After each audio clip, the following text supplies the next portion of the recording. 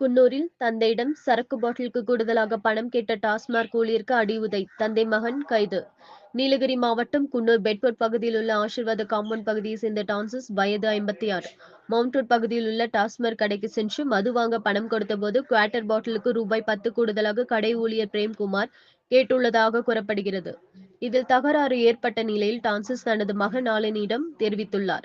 இது தொடர்ந்து நியாயம் கேட்க தனது தந்தையை அழைத்து வந்த ஆலன் கடை ஊழியர் பிரேம்குமாரிடம் வாக்குவாதத்தில் ஈடுபட்ட நிலையில் இரு தரப்பிலும் கைகலப்பு ஏற்பட்டது. இதில் காயமடைந்த டாஸ்மாக் கடை ஊழியர் பிரேம்குமார் குன்னூர் அரசு மருத்துவமனைக்கு சிகிச்சைக்காக அனுப்பி வைக்கப்பட்டுள்ளார்.